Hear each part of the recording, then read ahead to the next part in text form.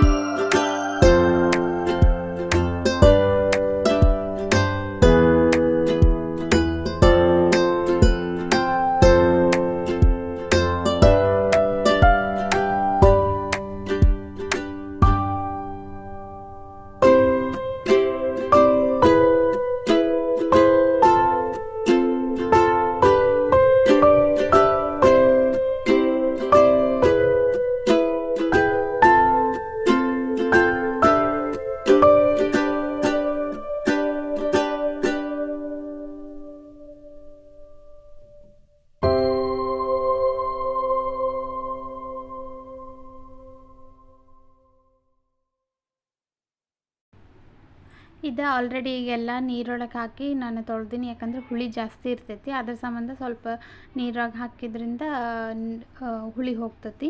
ಇದನ್ನೆಲ್ಲ ಆರಾಕಿದ್ದೆ ನಾನು. 2 hours ಬಿಟ್ಟಾದಮೇಲೆ ನೀರೆಲ್ಲ ಹೋಗಿತ್ತು ಆಲ್ಮೋಸ್ಟ್. ಇಲ್ಲಿ ನೋಡ್ರಿ ಸ್ವಲ್ಪ ಡ್ರೈ ಆಗೈತಿ. ಅದನ್ನೆಲ್ಲ ಸ್ವಲ್ಪ ಲೈಟಾಗಿ ಪ್ರೆಸ್ ಮಾಡಿ ಆರಿಸಿದ್ದೆ ನಾನು. ಮತ್ತು ನೀರಿದ್ದಿದ್ದು ಫ್ಯಾನಿನ ಗಾಳಿಗೆ ಹಾಕಿದ್ರೂ ಅಡ್ಡಿಲ್ಲ, ಬಟ್ ನೀರಿರಬಾರ್ದು ಅಷ್ಟು.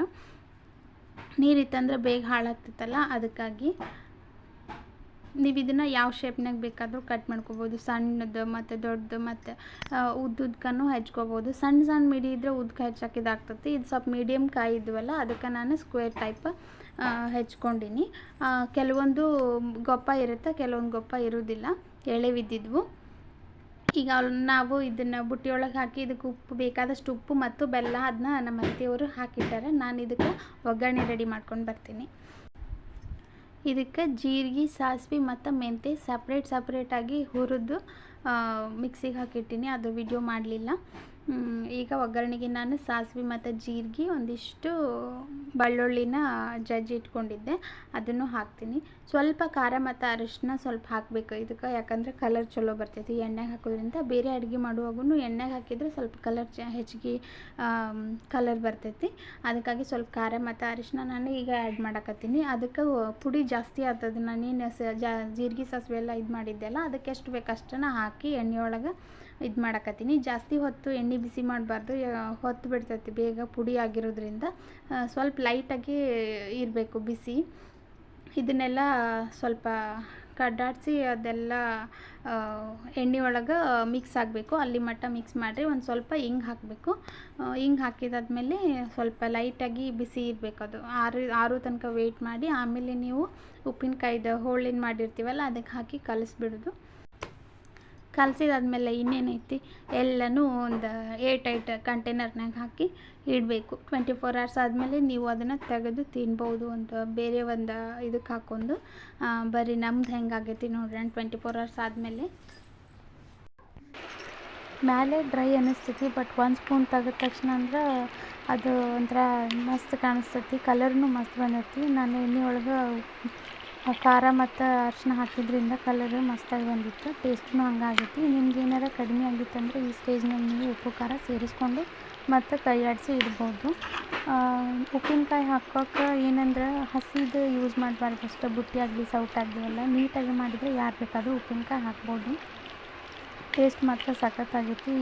ಈಗ ಆಲ್ರೆಡಿ ಊಟ ಮಾಡ್ಬೇಕು ಅನ್ಸಕತ್ತೈತಿ, ಬಟ್ ಆಗಂಗಿಲ್ಲ, ಯಾಕಂದರೆ ಜಸ್ಟ್ ನಾಷ್ಟ ಆಗೈತಿ. ಏನಿಷ್ಟ ಅದನ್ನು ಮಾಡಿಕೊಂಡು ತಿಂದು ಖುಷಿಯಾಗಿರಬೇಕು, ಇನ್ನೊಬ್ಬರನ್ನು ಖುಷಿಯಾಗಿರೋಕ್ಕೆ ಬಿಡಬೇಕು. ಇವತ್ತಿನ ವಿಡಿಯೋ ಇಲ್ಲಿಗೆ ಮುಗಿಸ್ತೀನಿ. ನಾಳೆ ಮತ್ತೊಂದು ವಿಡಿಯೋ ಸಿಗ್ತೀನಿ ಅಂತ